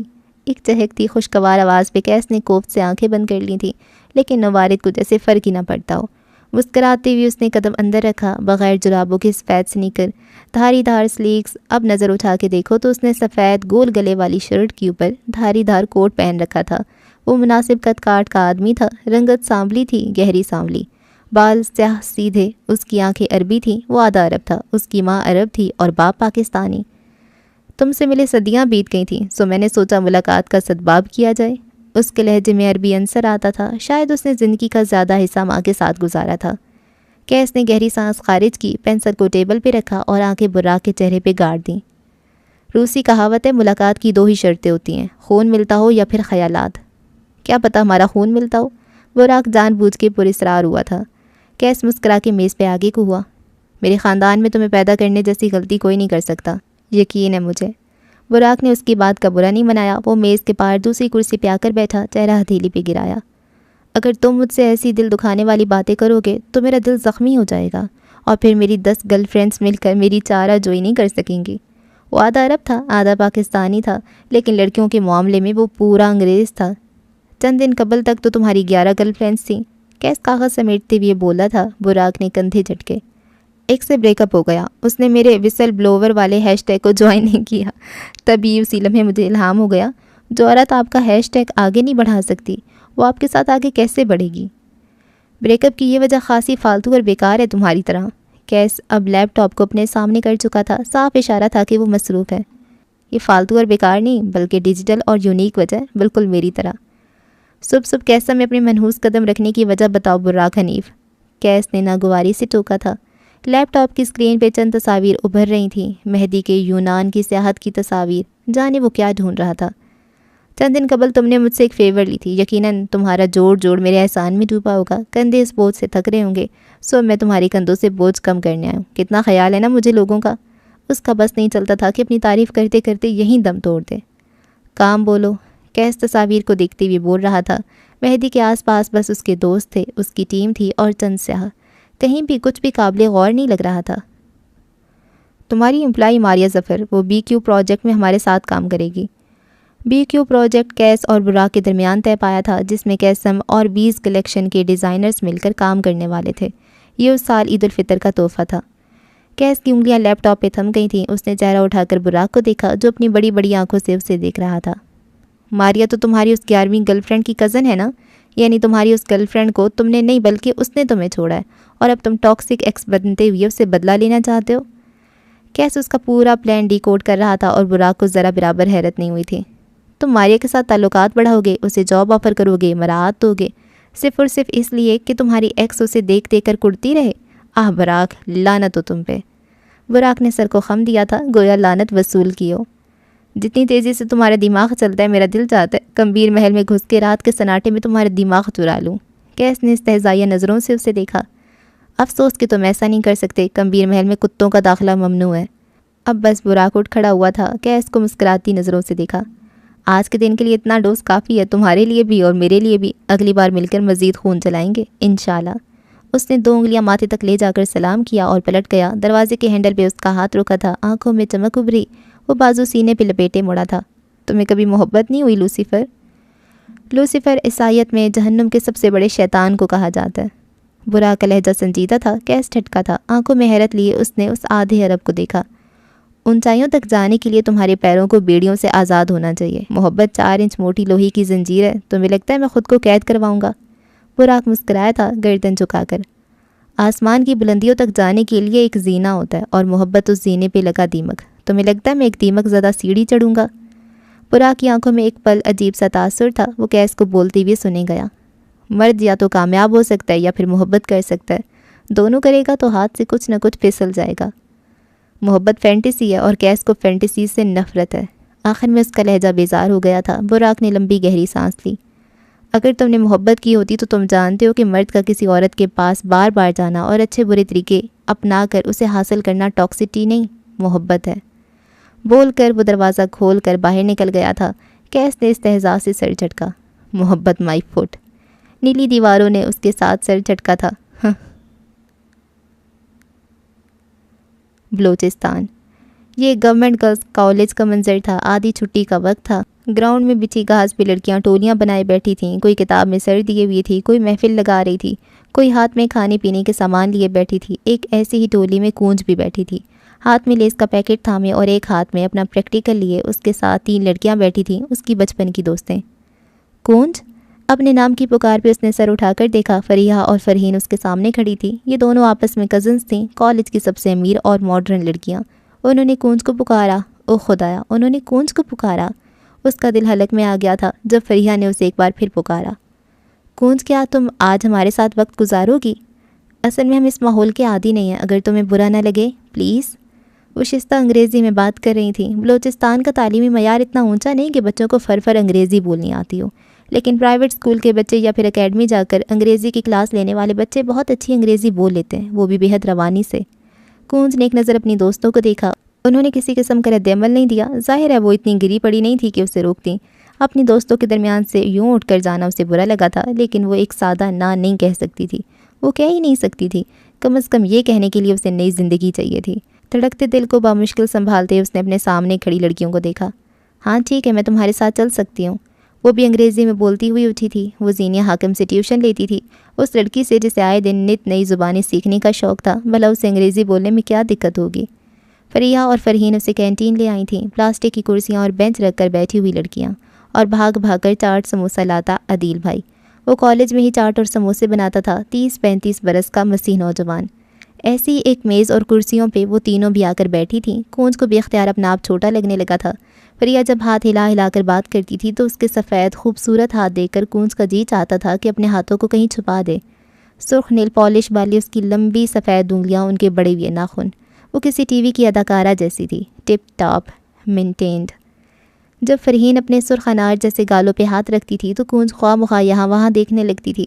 اس کے پھٹے ہوئے خشک گالوں سے شرمندہ کر رہے تھے. کاش وہ زمین میں گڑ جاتی, کاش وہ کچھ دیر قبل ان کو بس ایک نام بول دیتی. اچھا کونج, تمہارا نام بہت یونیک ہے, اس کا بھلا کیا مطلب ہوا؟ آخر یہ انگریزی کے علاوہ کیوں بات نہیں کرتی تھی؟ فریحہ کی بات سن کر اسے کوفت ہوئی. کونج نے گہری سانس بھری. چلو آخر کار اس کے پاس کچھ تو یونیک تھا. میرا نام ایک پرندے کے نام پہ رکھا گیا ہے. یہ پرندہ سائبیریا ہوتا ہے, یخ موسم کی وجہ سے پاکستان آتا ہے. اس کا قیام بلوچستان ہوتا ہے. محبت اور وفا کا پرندہ. کیا وہ کالا بھی ہوتا ہے؟ اس لیے پوچھ رہی ہوں کیونکہ تمہارا رنگ تھوڑا بلیک سا ہے نا؟ فریحہ نے اب کی بار اردو میں پوچھا تھا۔ کونز کو لگا تھا اس نے کچھ غلط سن لیا ہو، اس کے کان سن ہو گئے تھے، وہ پلک تک نہ جھپک سکی۔ کیا یہ اتنا ذاتی حملہ اتنا براہ راست اسی پہ کیا گیا تھا؟ آس پاس بیٹھی ساری لڑکیوں نے مڑ مڑ کر دیکھا تھا۔ فریحہ کی آواز نہ جانے کیوں بلند ہوئی تھی۔ کونز جیسے اب تک شاکڈ ہو، اسے یقین ہی نہ آ رہا تھا کہ بھری محفل میں اسے اس کے رنگ کا تانا دیا گیا ہے۔ آنکھیں بھرنے لگی تھیں۔ اس نے کچھ کہنا چاہا لیکن الفاظ حلق میں پھنس گئے۔ ذرا فاصلے پہ ایک میز کے گرد بیٹھی لڑکی سخت تیش سے یہ سارا معاملہ دیکھ رہی تھی۔ اس کا قد چھوٹا تھا، نقوش مناسب۔ واپس کونز کی طرف آؤ تو وہ اب تک شل سی تھی۔ وہ بے حد خوبصورت پرندہ ہوتا ہے، اس نے بھری بھری آنکھوں سے اٹک اٹک کر بلاخر جواب دیا۔ کئی لڑکیوں نے اسے ترہم سے دیکھا تھا، کئی نے آنکھوں ہی آنکھوں میں کسی بیوٹی کریم کا مشورہ دے ڈالا۔ اب کونز کی آنکھیں جلنے لگی تھیں۔ فریحہ اور فرحین کی آنکھوں میں صاف استہزاء تھا۔ او اچھا، لیکن پھر تو یہ نام تمہارے ساتھ میچ نہیں کیا۔ وہ خوبصورت اور تمہارا رنگ تھوڑا۔ فرحین کی بات کسی نے بیچ میں اچک لی تھی۔ اب بس اس سے برداشت نہیں ہوا تھا۔ فریحہ تم نے کہا تھا وہ سرخ سکارف تم نے لاہور سے لیا ہے نا؟ کوئی تھی چھوٹے قد مناسب نقوش والی لڑکی جو بازو سینے پہ باندھے معصومیت سے فریحہ کو دیکھ رہی تھی۔ میں نے کہا تھا، کیا مطلب میں نے وہیں سے لیا ہے؟ فریحہ نے اپنی بات پہ زور دیا۔ پستہ قد لڑکی نے سر ہلایا اور اپنے بیگ کو کندھے سے اتار کر اپنا موبائل باہر نکالا۔ چند انگلیاں دبا کر اس نے ایک تصویر کھولی۔ کسی چھوٹے سے تھیلے کی تصویر تھی جہاں سرخ سکارف کا ڈھیر سجا تھا۔ ساری لڑکیاں اب انہیں دیکھ رہی تھیں۔ کون سا سموسہ، کون سی چاٹ، سب کچھ بھول گیا تھا۔ کل لنڈے بازار گئی تھی میں، ایسے ڈھیر سارے سکارف تھے سیم ٹو سیم۔ ویسے یار اب تم بھی کیا کرتی ہو، بات اتنی بڑی بڑی اور تمہارا سٹائل تو لنڈے جیسا ہے۔ ایسی 4 اور سکارف لائی ہوں، 50 کے ایک، جس کو چاہیے پیسے ساتھ لائے۔ اب سے ہم بھی فریحہ اور فرحین جیسی ڈریسنگ کریں گے۔ وہ بولنے پہ آئی تو بولتی چلی گئی۔ آ جاؤ کونج، ایک تمہارے لیے بھی ہے۔ اس نے کونز کو دیکھا، ایک جتاتی نگاہ مجمع اور ان 2 رئی سادیوں پہ ڈالی اور آگے بڑھ گئی۔ فریحہ اور فرحین تو اب تک اسی شوق میں تھیں کہ ان کے ساتھ ہوا کیا ہے۔ انہوں نے تو کونز کو اپنی بےزتی کا بدلہ لینے کے لیے بلایا تھا۔ آخر یہ لڑکی کون تھی؟ کونز اٹھ کھڑی ہوئی تھی۔ وہ اس پستہ قد لڑکی کے پیچھے نہیں گئی، اسے نہیں جانا تھا۔ وہ کس حق سے جاتی؟ نہ وہ دوست تھی نہ دشمن، وہ دونوں بس ایک دوسرے کو غیر مشروط فیورز دینے کی عادی تھیں۔ پستہ قد لڑکی وہی دینے آئی تھی۔ کرسی سے اٹھتے وقت کونز کے قدم لڑکھڑائے تھے لیکن وہ رکی نہیں۔ ہاں اسے اپنے رنگ کی وجہ سے سب کی محسوس ہوئی تھی لیکن کسی نے آج تک محسوس نہیں کروائی تھی۔ ہاں اس کا رنگ سانولا تھا، اس کی جلد کھردری تھی، لیکن کیا وہ یہ ڈیزرو کرتی تھی کہ یوں بیچ محفل میں اسے ذلیل کیا جائے؟ وہ تیز تیز قدم اٹھاتی وہاں سے جا رہی تھی۔ اس کا رخ باتھ روم کی جانب تھا۔ ہر مڈل کلاس لڑکی کی طرح اسے بھی وہیں جا کر رونا تھا، ڈھیر سارے آنسو بہانے تھے۔ شام کے سائے حاکم نواب کے گھر پھیلے تو روشنیوں نے اپنا دم گھونٹ لیا۔ زینیہ اپنے کمرے میں بیٹھی تھی، پلنگ سے ٹیک لگائے، پیر اوپر کیے، شہد رنگ بال سختی سے جوڑے میں باندھ رکھے تھے، یوں کہ ماتھے کی نسیں تک کھینچی ہوئی نظر آتی تھیں۔ اس کا کیمرہ گود میں پڑا تھا، وہ لینس ہاتھ میں لیے اسے صاف کر رہی تھی، مصروف سی، بے پرواہ سی۔ اسی لمحے کونج حاکم بھی کمرے میں داخل ہوئی، ڈھیلے ڈھالے قمیض شلوار میں ملبوس، سیاہ بالوں کو چوٹی میں گوندھے ننگے پیر چلتی وہ بیڈ پہ آ کر بیٹھی۔ زینیہ نے ناگواری سے اسے دیکھا۔ گندے پیر، تو تم اماں سے جوڑا لینے گئی تھی، کیا ہوا نہیں ملا؟ زینیہ مصروف سے پوچھ رہی تھی۔ کونج نے گہری سانس لی اور خود کو بیڈ پہ گرا دیا۔ بڑے بے آبرو ہو کر ان کے کوچے سے ہم نکلے، اس نے آہ بھری، پھر ایک ملامتی نظر زینیہ کو دیکھا، گویا اس پہ افسوس کر رہی ہو۔ جب میرے جیسی عظیم شاعرہ کوئی شعر سناتی ہے تو بدلے میں داد و تحسین دی جاتی ہے، تمہارے منہ میں زنگ تو نہیں لگا ہوا؟ زینیہ نے لینس پہ پھونک مار کر اسے اپنی آنکھوں کے سامنے کیا۔ صاف شفاف، پرفیکٹ۔ داد ان لوگوں کو ملتی ہے جنہوں نے شعر خود لکھا ہو، تم جیسے نیم شاعرہ کو برداشت کری ہوں، یہی بڑی بات ہے۔ وہ اٹھ کر اب الماری کی طرف جا رہی تھی۔ کونج نے آنکھیں گھمائیں۔ یہ نیم شاعرہ ابھی ابا کے کمرے سے ایک عظیم خبر لے کر آئی ہے، میں تو وہاں رک کے مزید سنگن لینا چاہتی تھی لیکن ہائے رے نصیب۔ کیا بکواس ہے کونج، جلدی بولو۔ زینیہ بیزار ہوئی تھی۔ یہ الگ بات تھی کہ خبر کا سن کر پیٹ میں مروڑ اٹھے تھے۔ الماری کے پٹ کھولتے ہوئے وہ مصروف تھی۔ قاصدوں کی عزت کیا کرو زینیہ جالب، ورنہ وہ کیا کہا ہے کسی شاعر نے؟ اس نے ہاتھ اٹھا کر شعر پڑھنے کا سما باندھا ہی تھا کہ زینیہ کی گھورتی نظروں پہ دونوں ہاتھ سرنڈر کرنے کے انداز میں اٹھائے۔ گو کہ میرے اندر کی شاعرہ کو تمہاری یہ بد اخلاقی پسند نہیں آئی، لیکن پھر بھی بتائے دیتی ہوں۔ عبداللہ کا پیغام آیا تھا۔ ایک لمحے کے لیے زینیہ سانس نہیں لے سکی، دل اتنی زور سے دھڑکا تھا کہ کانوں تک آواز آئی تھی۔ اس کے حرکت کرتے ہاتھ ساکت ہو گئے، آنکھیں پتھرا گئیں۔ کیا ڈھونڈ رہی تھی، کیا ملا تھا، کچھ یاد نہیں رہا، سارا وجود کان بن گیا، رواں رواں سننے کو بےتاب ہوا۔ وہ کہتا ہے وہ نہیں آئے گا۔ زینیا کے دل کو دھکا سا لگا تھا، گونج کہے گئی۔ وہ کہتے کہ انتظار میں بیٹھی رہے، پھر چاہے بال سفید ہو جائیں اور دانت چھڑ کر گریں۔ سندھی اور بلوچ قوم میں جب کسی وجہ سے کوئی مرد اپنی منگ سے شادی نہ کرتا ہو تو اس کا رشتہ کہیں اور نہیں کیا جاتا، اس کا منگیتر اس کے بارے میں اسی طرح کے الفاظ کہتا ہے۔ اس نے کہا اگر تمہارے ابا نے کسی اور کا سوچا بھی تو وہ چھوڑے گا نہیں، چاہے تم اس کے نام پہ مر جاؤ لیکن بیٹھی رہو۔ زینیا کے پیر تھک رہے تھے، شدت سے دل چاہتا ایک پل کو بیٹھ جائے، گر جائے۔ عبداللہ اس کی توانائی سلب کر رہا تھا۔ عبداللہ نہیں آئے گا زینی؟ اب کی کونج کا لہجہ مختلف تھا، اس کے لہجے میں یاسیت تھی۔ زینیا چپ رہی، خاموش، ایک آنسو بھی اس کی آنکھ سے نہیں گرا، سارے دل پہ جو گرے تھے۔ ابا نے اس کے بڑوں سے بات کی ہے، زینی ابا بہت منت کرے تھے، مجھے ابا کے لیے دکھ ہوا، وہ اپنی روح میں کہے جا رہی تھی، جبکہ ابا کے نام پہ زینیا کو لگا تھا جیسے کسی نے اس کے جسم میں برچھی گھسیڑ دی ہو، بس کوئی اس کے ابا کو کچھ نہ کہے۔ عبداللہ نے کیا کہا؟ اس کی آواز میں کوئی لرزش نہیں تھی، وہ اپنی کمر سیدھی کیے کھڑی تھی، گردن سیدھی تان رکھی تھی، بس ایک دل تھا جو ایک ہزار بار ٹوٹ کر جڑا تھا۔ اس نے کیا کہنا ہے؟ بس یہی کہا جو بھی بتایا، اور تو کوئی بات نہیں کی۔ ابا رو رہے تھے زینی، مجھے ابا کے لیے دکھ ہوا۔ اس کی سوئی ایک ہی جگہ اٹکی تھی اور یہاں زینیا حاکم کو لگا تھا جیسے اس کا دل سینے میں ہی پھٹ گیا ہو۔ ابا روئے تھے؟ اس کے ابا روئے تھے؟ تم اب خود کو تیار کر لو زینی، ابا تمہارا رشتہ بالات سے کر دیں گے، عبداللہ اب نہیں آئے گا، اس کا انتظار بیکار ہے۔ زینیا چند لمحے سرخ ہوتی آنکھوں سے اسے دیکھتی رہی، جی میں تو آیا تھا کہ اپنی ہی بہن کا منہ نوچ لے، لیکن وہ بس چبا چبا کر چند لفظ ہی کہہ سکی تھی۔ اس کی آواز میں غراہٹ تھی، کاٹ تھی۔ عبداللہ آئے گا اور ضرور آئے گا۔ اسلام آباد۔ میں جاؤں گا اور ضرور جاؤں گا۔ مہدی کی آواز پہ کمبیر محل کے ڈائننگ ہال میں خاموشی چھا گئی تھی۔ سربراہی کرسی پہ بیٹھا قیس اور اس کے دائیں طرف بیٹھے اس کے دونوں چچا خاموش بیٹھے تھے۔ شاہانہ طرز کے ڈائننگ ہال میں دو ہی رنگ استعمال ہوئے تھے، سفید سنہری رنگوں کا یہ امتزاج ایک شاہی تاثر دیتا تھا۔ کرسیاں سفید تھیں، ان پہ ہوا کام سنہری، برتن سفید تھے تو ان پہ بنے نقش و نگار سنہری، چھت سے لٹکتا جھومر کوہرا سفید تھا اور اس سے لٹکتے کرسٹل بال سنہری، جن پہ سفید روشنی بھی پڑتی تو وہ اپنا رنگ نہیں بدلتے تھے، اور اس وقت ان کا سنہری رنگ مہدی کے چہرے پہ پڑ رہا تھا۔ آخر گوادری کیوں رکھا کیا ہے وہاں؟ ایسے بھی کوئی سیاحتی مقام نہیں ہے وہاں۔ بختیار کے لہجے میں ناپسندیدگی تھی۔ انیسہ خاموشی سے اپنی پلیٹ میں چمچ چلا رہی تھی۔ بات سیاحتی مقامات کی نہیں ہے، بس شوق ہے میرا کہ وہاں کا سمندر دیکھنا چاہتا ہوں۔ یا پھر تم انتقام لینے جا رہے ہو؟ قیس کی ٹھنڈی آواز پہ مہدی کا دل سن ہو گیا تھا۔ وہ کیوں تھا آخر اتنا ذہین؟ میں انتقام پہ یقین نہیں رکھتا، معاف کر کے آگے بڑھ جاتا ہوں۔ اس نے بات سمیٹنی چاہی، البتہ چہرے پہ سایہ سا لہرایا تھا۔ پلیٹ میں چلتا کانٹا چمچ تیزی سے چلنے لگا۔ اس سے بڑا انتقام اور کیا ہو سکتا ہے؟ ساری زندگی اگلا انسان گلٹ میں رہے کہ اس نے ایک ایسے شخص کا دل دکھایا جو اسے کنفرنٹ بھی نہیں کرنا چاہتا۔ تم کتنے ہاربل ہو مہدی، قیس تعصب سے بولا تھا۔ مہدی نے سر جھٹکا۔ میں لوگوں سے لڑ جھگڑ کر وقت اور تعلق کی عزت برباد نہیں کرتا۔ کسی وقت ہم ساتھ تھے، دوست تھے، اور اب کیا کروں؟ اگلے انسان کو ذلیل۔ وہ پلیٹ میں جلدی جلدی چمچ چلا رہا تھا، اسے یہاں سے جانا تھا، فوراً جانا تھا۔ وہ دونوں بول رہے تھے اور گھر کے بڑے بس منہ سیوں نے دیکھ رہے تھے۔ کون کچھ کہے، اور اگر کہے بھی تو کون کچھ سن لے۔ ذلیل کرو کیونکہ وہ اس لائق ہے، جو کچھ اس نے کبھی تمہارے ساتھ کیا تھا وہ غلط تھا اور تم اس کے ساتھ ویسا ہی کرو، لیکن تم ایسا نہیں کرتے۔ قیس صفاقی سے کہہ رہا تھا۔ تم اگر سامنے والے کو کنفرنٹ کرو گے تو جانتے ہو حساب برابر ہو جائے گا۔ تم گلٹی ہو اور چاہتے ہو کہ لوگ بھی تمہارے سامنے گلٹی رہیں۔ قاتل۔ آخری لفظ میں حقارت تھی۔ مہدی کی آنکھیں سرخ ہونے لگی تھیں، وہ ضبط کیے بیٹھا رہا۔ قیس نے نیپکن سے اپنے ہاتھ صاف کیے اور اٹھ کھڑا ہوا۔ تمہاری وجہ سے آج ایک بار پھر میرا کھانا حرام ہوا، مبارک ہو۔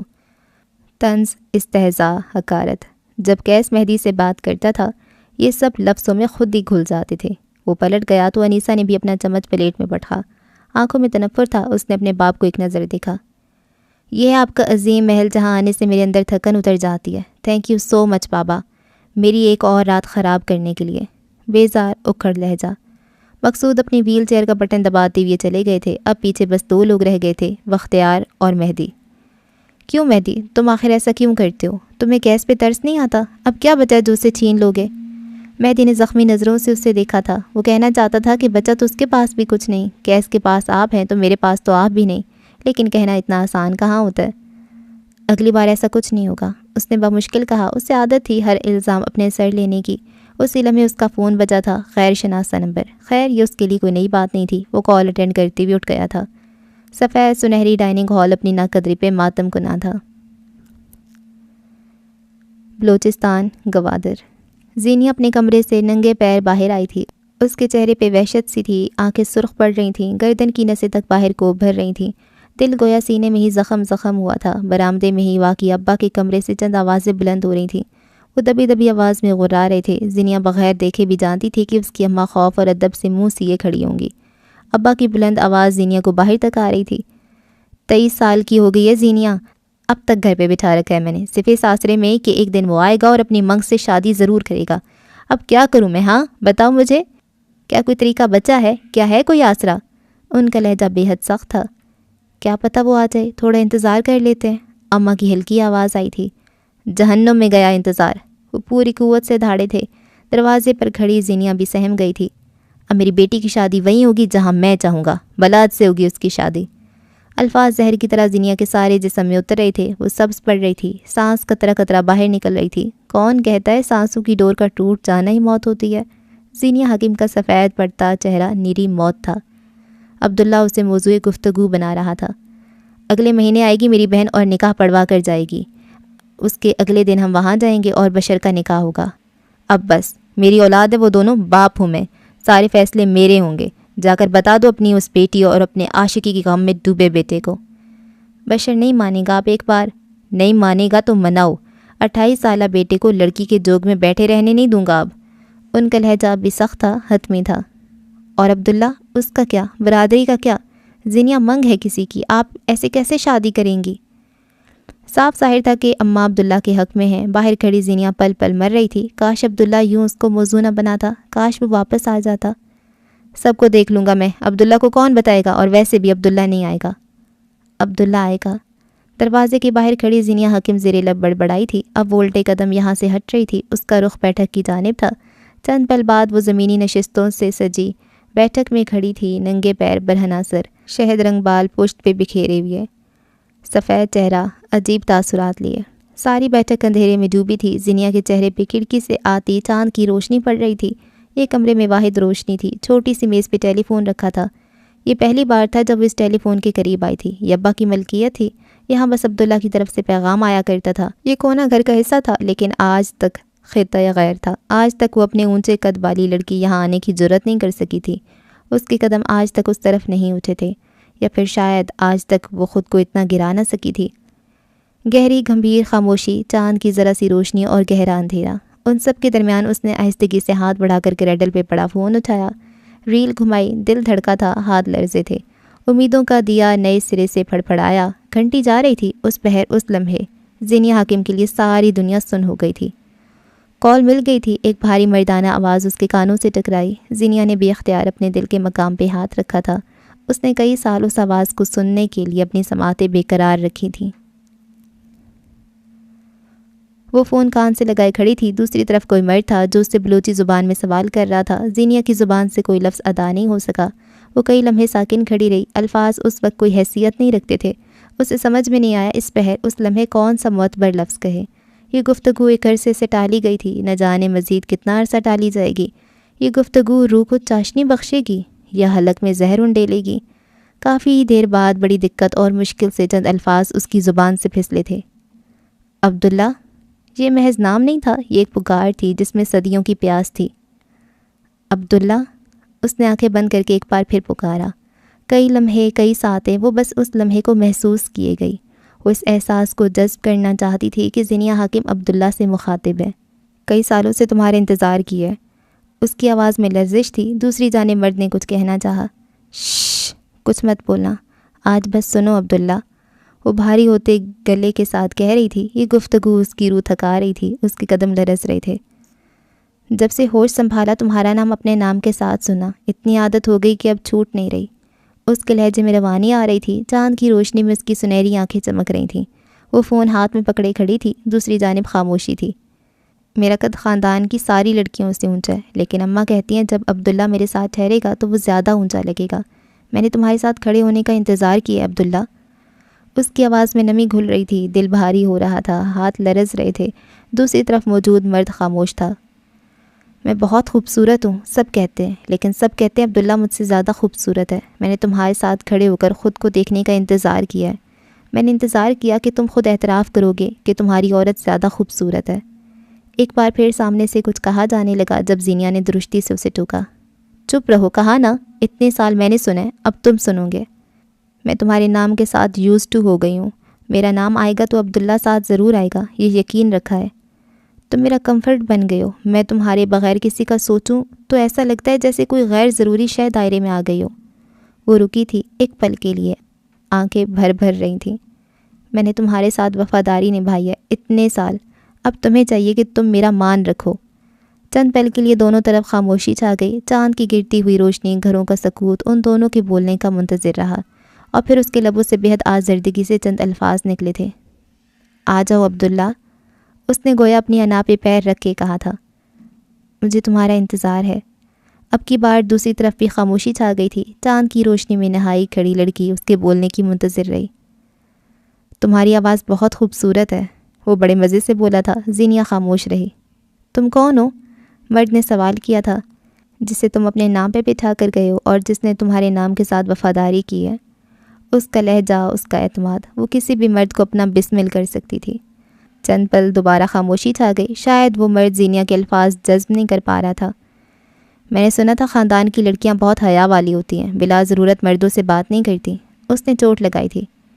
میں نے سنا تھا خاندان کے مرد بہت غیرت والے ہوتے ہیں، اپنے نام سے جڑی لڑکی کا نام کسی اور کے ساتھ نہیں سن سکتے۔ کہا سنا سچ کہاں ہوتا ہے عبداللہ؟ اس نے استہزاء سے سر جھٹکا تھا۔ اسے یہ نام لینا بہت پسند تھا، نہ جانے کیوں مانوسیت سی محسوس ہوتی تھی۔ دوسری جانب ایک بار پھر خاموشی، شاید وہ ٹھہر ٹھہر کر بات کرتا تھا۔ کیا تم نے واقعی میرا انتظار کیا ہے؟ وہ نہ جانے کیا سننا چاہتا تھا۔ نہیں، اس نے یک لفظی جواب دیا۔ میں نے کبھی تمہارا انتظار نہیں کیا، میں نے تمہارے آنے کا یقین رکھا ہے۔ تمہیں آنا چاہیے عبداللہ۔ آخر میں وہ جانے کیا جتا رہی تھی۔ چاند کی روشنی ٹھہر ٹھہر کر اسے دیکھ رہی تھی۔ وہ خاموش ہوتی تو اندھیرے کو بے چینی ہونے لگتی۔ میں کیوں آؤں؟ کیا تمہیں مجھ سے محبت ہے؟ مجھے تم سے ضد ہے، وہ ترکی بترکی بولی۔ اگر تم کہتی تمہیں مجھ سے محبت ہے تو شاید مجھے زیادہ مزہ آتا۔ وہ جیسے مایوس ہوا تھا۔ زینیا نے آنکھیں بند کر لیں، آنسو اس کی آنکھوں سے نکلنا چاہتے تھے۔ فون کی دوسری طرف موجود انسان اس کے بس میں تھا کہ ان آنسوؤں کو خوشی کے آنسوؤں میں بدلے۔ آ جاؤ عبداللہ، اس نے انا پہ پیر رکھے ایک بار پھر پکارا تھا۔ میرے انتظار میں بیٹھ کر بوڑھی ہو جاؤ تب بھی نہیں آؤں گا۔ اب کہ وہ آنسوؤں پہ بند نہیں باندھ سکی، گرم گرم مایا اس کی گالوں پہ بہہ گیا۔ لوگ کہتے تھے وہ نہیں آئے گا، وہ جواب دے دیتی تھی۔ اب تو وہ خود جواب دے رہا تھا، لوگوں سے کیا کہے؟ بال سفید ہو جائیں، دانت جھڑ کر گریں تب بھی نہیں آؤں گا۔ آہستگی، بے حد آہستگی سے وہ نیچے بیٹھتی چلی گئی۔ کمر تھک کر ٹوٹ چکی تھی، ہمت ختم، حوصلہ زائل، اعصاب کمزور۔ اب مزید وہ کھڑے نہیں ہو سکتی تھی۔ عبداللہ، صرف عبداللہ اسے توڑ دیتا تھا، عبداللہ اسے رلا رہا تھا۔ تمہیں مجھ سے ضد ہے تو اسی ضد میں جل کر مرو، عبداللہ تمہارے لیے کبھی نہیں آئے گا۔ وہ رو رہی تھی، بری طرح رو رہی تھی۔ عبداللہ اسے اسی طرح رلاتا تھا، صرف وہی اس کی باتیں، اس کا انتظار ہی رلاتا تھا۔ زینیا نے فون کو ہاتھ میں اونچا پکڑ کر ہوا میں بلند کیا اور ایک ہاتھ منہ پہ رکھ کر ہچکیوں سے رونے لگی۔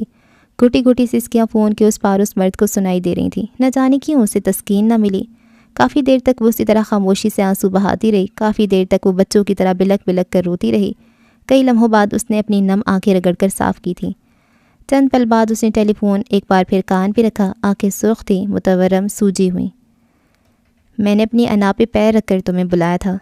اب کہ اس کی آواز میں نہ دکھ تھا نہ لرزش، بس آنکھیں سرخ تھیں، روئی روئی سی۔ میں نے ساری زندگی تم سے وفاداری نبھائی، تمہارا نام سنا، اپنا سمجھا۔ وہ بول رہی تھی اور فون کے دوسرے پار کوئی بڑی ہی دل جمعی سے اسے سن رہا تھا۔ تمہیں نہیں دیکھا تو کسی کو نہیں دیکھا، تمہیں نہیں سنا تو کسی کو نہیں سنا، لیکن تم نے مجھے عرش سے اٹھا کر فرش پہ پھینکا ہے۔ اب مجھے ضد کے ساتھ تم سے نفرت بھی ہے۔ خدا کی قسم عبداللہ، میں تمہیں مر کر بھی کبھی معاف نہیں کروں گی۔ تم اتنی مضبوط ہو نہیں جتنی بنتی ہو، صفاق، ظالم تبصرہ۔ میں ذرا بھی مضبوط نہیں ہوں، میں ڈھیٹ ہوں عبداللہ۔ میں ان لڑکیوں میں سے نہیں ہوں جو ایک مرد کے آسرے پہ بیٹھے بیٹھے خود کو تباہ کر لیں گی۔ مجھ پہ سب سے زیادہ حق میرا ہے۔ میں اب کبھی تمہارا انتظار نہیں کروں گی، اب آؤ گے تب بھی میں تمہارے لیے نہیں ہوں گی۔ وہ اسے جتا چکی تھی۔ تمہاری آواز بہت خوبصورت ہے، تم بس۔ مزید کچھ بھی سنے بغیر زینیا نے کال کاٹ دی تھی۔ دل یکدم خالی ہو گیا تھا، روح پہ گہرے زخم لگے تھے۔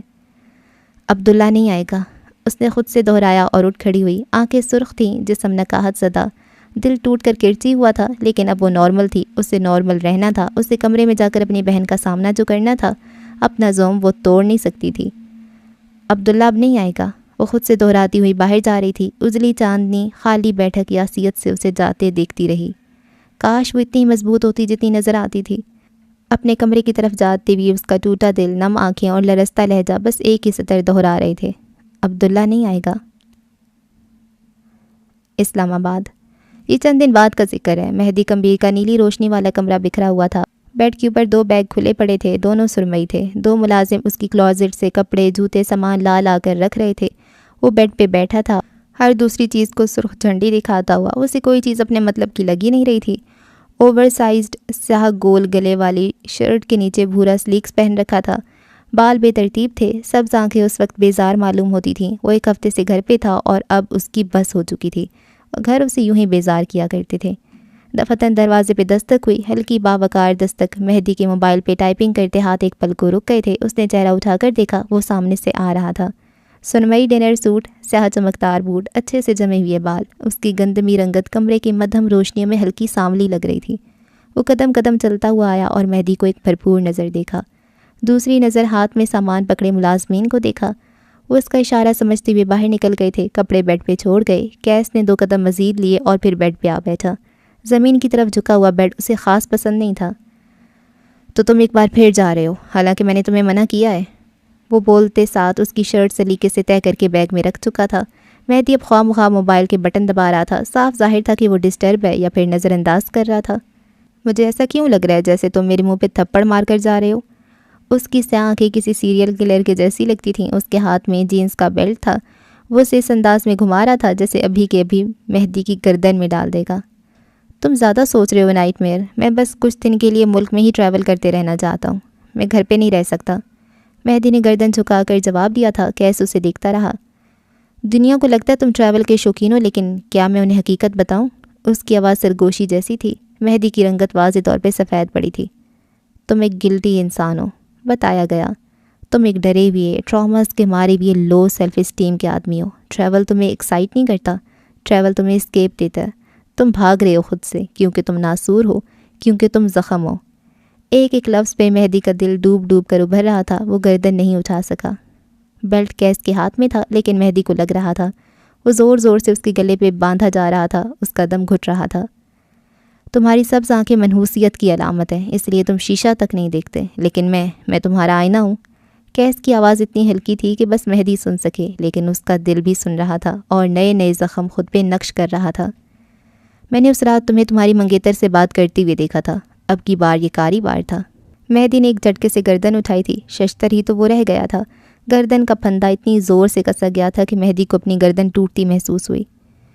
میں نے سن لیا تھا، تم نے اسے جو کہا وہ جھوٹ تھا، تمہارا اصل کچھ اور ہے، تمہارے دل میں کچھ اور ہے۔ کیسے ایک پل کے لیے بھی گویا خاموش نہیں ہونا چاہتا تھا۔ تم کتنے ہاربل ہو مہدی، تعصب سے کہا گیا۔ تم ساری دنیا کے سامنے کتنے نرم الفاظ استعمال کرتے ہو، اور اس بیچاری لڑکی کو کیا کچھ نہیں کہا تم نے، صرف اس لیے کیونکہ تم اپنا بدلہ لینا چاہتے ہو۔ تم کتنے ہاربل ہو، اس نے ایک بار پھر دہرایا۔ مہدی یوں تھا جیسے نمک کا مجسمہ، جو ابھی کے ابھی ڈھہ جائے گا، جو ڈھہ جانے کو تیار بیٹھا تھا۔ ہمارے خاندان میں آج تک کسی مرد نے اپنی عورت پہ گیو اپ نہیں کیا، یہ لعنت بھی تمہارے حصے میں آئی، مبارک ہو۔ وہ اب اٹھا تھا۔ تم بلوچستان جاؤ یا پھر جہنم میں، لیکن واپسی پہ تمہیں زندہ آنا ہوگا، اگر تم مرے تو میں تمہیں مار ڈالوں گا۔ ایک آخری تنبیہ کرتے اپنا کوٹ جھاڑتے وہ باہر نکل گیا تھا۔ اس کے حکم میں سبز آنکھوں والے لڑکے نے کرب سے آنکھیں بند کر لیں۔ دل کے گلٹس مزید گہرے ہو گئے، لیکن آج صرف گلٹ نہیں تھا، کہیں دور کسی کونے میں محبت بھی تھی۔ ہاں، اسے محبت بھی تھی۔ وہ اسے نہ نہیں کہنا چاہتا تھا۔ کاش سب کچھ ویسا ہوتا جیسا اس کا دل چاہتا تھا، لیکن جو دل چاہے وہ کہاں ہوتا ہے۔ اس نے خود کو پلنگ پہ پھینک سا دیا، آنکھیں جل رہی تھیں، دل دکھ رہا تھا۔ یہ گھر، اس گھر میں وہ بسمل تھا، یہ گھر اس کا زخم تھا۔ اسے یہاں سے جانا تھا، فوراً جانا تھا، کوئی اسے یہاں سے آزاد کروائے۔ ایک دن بعد، بلوچستان، گوادر۔ آج صبح ہی سے حاکم نواب کے گھر میں افراتفری کا عالم تھا۔ گونج بھاگ بھاگ کر اپنے کالج کی تیاری کرتی نظر آ رہی تھی۔ زینی اپنا سامان سنبھالے تیار تھی، بس ابھی بشر آئے گا اور ابھی وہ دونوں شہر کے لیے نکل جائیں گے۔ حاکم اس وقت اپنے کمرے میں آئینے کے سامنے کھڑے تیار ہو رہے تھے۔ سفید کاٹن کی بے شکن سوٹ میں ملبوس، بالوں کو اچھے سے جمائے، وہ اپنے اوپر خوشبو چھڑک رہے تھے۔ زندگی کی اتار چڑھاؤ بھی ان کی خود سے محبت کو کم نہیں کر پائے تھے۔ اسی لمحے ان کے کمرے کے دروازے پہ ہلکی دستک ہوئی۔ سیاہ رنگ کے لوگھے میں ملبوس سینیا حاکم دروازے پہ کھڑی تھی۔ بال پھر سے جوڑے میں باندھ رکھے تھے سختی سے، پیروں میں کولا پوری چپل، وہ گاؤں کی کسی الہڑ دوشیزہ جیسی لگتی تھی، لیکن اس کی آنکھوں کی سنجیدگی اسے بیک وقت سخت بھی بناتی تھی۔ ابا استری خراب ہو گئی ہے، اس نے ہاتھ میں پکڑی استری بلند کی۔ وہ اور ابا مشین بڈیز تھے، گھر کی جو مشین خراب ہوتی وہ دونوں مل کر جوڑ لیتے تھے۔ مشینیں، زینیا کو مشینوں سے عشق تھا، جو مشین ملی کھول لی، جڑی تو جڑ گئی، نہ جڑی تو پھر دنیا کا کوئی مستری اسے جوڑ نہیں سکتا تھا۔ تم لوگوں کو یہ وقت ملتا ہے استری کا؟ اب میں دکان جاؤں یا بیٹھ کے استریاں ٹھیک کروں؟ وہ بگڑ کر بولے تھے۔ زینیا خاموش کھڑی رہی۔ ابا نے ایک بیزار نگاہ اس پہ ڈالی اور پھر پلنگ پہ آ کر بیٹھے۔ جاؤ سامان لے آؤ، تم لوگوں کو میرا سکون برداشت کہاں ہے؟ اب ان کی استری ٹھیک کروں میں؟ ہاتھ سے گھڑی اتارتے وہ بڑبڑائے تھے۔ زینیا اپنے کمرے میں گئی اور کچھ ہی دیر میں سارے اوزار لے کر پلٹ آئی تھی۔ ابا کے سامنے سامان رکھ کر وہ جانے لگی تھی۔ اب تم کہاں چلی؟ کام کون کرے گا میرے ساتھ؟ زینیا نے سادگی سے انہیں دیکھا۔ میں تو پپو کے گھر جا رہی ہوں، بشر کے ساتھ، آپ کہتے ہیں تو نہیں جاتی؟ ابا کے اوپر گویا ٹھنڈی برف پڑ گئی تھی، دل میں جیسے ٹھنڈی پھوار پڑی ہو۔ اصل میں ابا، پپو نے کہا تھا کہ آج دوپہر تک ان کے گھر رہیں ہم، دادا لوگ اسی طرف آ رہے ہیں، آپ کہیں تو؟ ارے نہیں، جاؤ جاؤ تم دونوں، وہ یکدم خوشی سے بولے تھے۔ تمہارے دادا وہاں ہیں، ضرور جاؤ۔ یا اللہ، شکر ہے میرے بچوں کو عقل آئی، ابا سے اچھے سے ملنا، اپنے سارے چچاؤں سے بھی۔ اور جی ابا، اس نے ادب سے کہا۔ اگر گونج ہوتی تو صاف کہتی، نہ آپ کے ابا کو پہچانتی ہوں، نہ بھائیوں کو، اور نہ ان سے رشتہ داری گانٹنے کا شوق ہے۔ وہ گونج تھی، ابا کا دل دکھا کر اپنا دل بھی دکھا دیتی تھی۔ یہ زینیا تھی، اس کے دل پہ چاہے قیامت ٹوٹے، بس ابا ٹھیک رہیں۔ چند مزید ہدایات کے بعد وہ باہر نکل آئی تھی۔ دروازے پہ کھڑا بشر اس کا انتظار کر رہا تھا۔ اسے دیکھتے ہوئے وہ چھوٹی گاڑی میں آ بیٹھا۔ زینیا نے اب لمبی چوڑی چادر پہن رکھی تھی، کندھے پہ بیگ تھا جس میں اس کا سامان تھا۔ وہ گاڑی کی پچھلی سیٹ پہ آ بیٹھے۔ گاڑی تھوڑی دور گئی تھی جب بشر نے اسے مخاطب کر لیا۔ اگر ابا دکان چلے گئے اور ان کو پتہ چل گیا کہ میں دکان پہ نہیں ہوں تو جانتی ہو کیا ہوگا؟ عام لہجے میں سوال کیا گیا۔ اب جب تک استری ٹھیک نہیں ہوتی ابا اپنی جگہ سے ہلیں گے بھی نہیں۔ 2-3 گھنٹے تو کہیں نہیں گئے۔ اس کے بعد ابا کا پسندیدہ کھانا مغز بن رہا ہے، چند گھنٹے ابا کو بھول جاؤ۔ اور اگر ابا نے مشین بنا لی تو پھر کیا ہوگا؟ زینیا مسکرائی تھی، اس کی سنہری آنکھیں چمک رہی تھیں، چہرہ تمتما رہا تھا۔ زینیا کی کھولی ہوئی مشین کو زینیا خود بھی نہیں جوڑ سکتی۔ اس کی بات پہ بشر مسکرایا تھا، زینیا بھی مسکرا رہی تھی۔ وہ آج واقعی خوش تھی۔ بشر نے ہاتھ بڑھا کر میوزک سسٹم آن کر دیا۔ اب گاڑی میں جگجیت سنگھ کے گانے بج رہے تھے۔ منزل قریب تھی، سفر حسین تھا۔ سمندر، گوادر کا سمندر ایک انتہائی حسین نظارہ ہے۔ جس جگہ اس وقت مہدی کمبیر کا گروپ کھڑا تھا، یہ جگہ ڈھلوان سے اترنے کے بعد نظر آتی تھی۔ عقب میں پہاڑ اور سامنے سمندر کا ٹھاٹے مارتا پانی۔ زندگی سے اور کیا چاہیے کسی کو؟ کل ملا کر 7 لوگ تھے، 3 لڑکیاں 4 لڑکے۔ مہدی ان سب کو لیڈ کر رہا تھا۔ ذرا سے فاصلے پہ انہوں نے آگ جلا رکھی تھی جس کے اوپر چھوٹی سی چینک رکھی تھی، چائے ابل رہی تھی۔ مہدی ہاتھ میں موبائل اونچا کیے انسٹاگرام پہ لائیو تھا۔ اس کی فالوئنگ دیکھنا چاہتی تھی آج وہ کہاں ہے، دنیا کے کس کونے میں ہے۔ زینیا بشر کے ساتھ کچھ فاصلے پہ کھڑی تھی۔ بشر ہر مشرقی بھائی کی طرح شارٹس میں کھڑے گروپ کے لڑکوں کو دیکھ کر دل ہی دل میں کلس رہا تھا۔ کاش اس نے جذباتی ہو کر حامی نہ بھری ہوتی۔ وہ ڈھیر سارا پچھتایا تھا۔ اس وقت وہ گروپ کے مینیجر کو زینیا سے بات کرتا دیکھ رہا تھا۔ نامحسوس انداز میں وہ زینیا کے کندھے سے کندھا ملا کر کھڑا ہو گیا۔ آنکھیں مینیجر کی اوپر گارڈ سی تھیں۔ زینیا نے نوٹ کیا تھا مگر خاموش رہی۔ چند ہدایات کے بعد مینیجر پلٹ گیا تھا۔ زینیا نے اب گردن موڑ کر بشر کو دیکھا۔ چہرہ دوسری طرف کر لو ادا، ورنہ آج شام تک اپنا سارا خون جلا بیٹھو گے۔ بے حد مخلصانہ مشورہ تھا۔ آئندہ میں مر کر بھی جذباتی نہیں ہوں گا۔ اس نے دانت پیسے تھے۔ زینیا مسکراتی ہوئی آگے بڑھ گئی۔ بشر اپنی جگہ کھڑا رہا، البتہ اس کی نظریں اطراف کا جائزہ لے رہی تھیں، ایک ایک لڑکے کا سکین کر رہی تھیں۔ اس کی بہن یہاں تھی، وہ تو بہتے پانی پہ بھی شک کرے گا۔ ہے کیا تم میری تصویر لے سکتی ہو؟ شائستہ انگریزی میں اسے مخاطب کرنے والی خوبصورت لڑکی تھی جو کہ اتنے میں چمچ چلا رہی تھی، سر پہ روایتی ماتھا پٹی اور روایتی لباس بھی۔ زینیا اس کے قریب چلی آئی، کندھے سے بیگ اتارا اور کیمرہ نکال لیا۔ ساری چیزیں فکس کرنے کے بعد وہ نیچے گھٹنوں کے بل بیٹھی تھی۔ لڑکی مسکراتی ہوئے چائے کو اوپر نیچے کر رہی تھی اور اسی لمحے مہارت سے زینیا نے اس لمحے کو اپنے کیمرے کی آنکھ میں قید کر لیا۔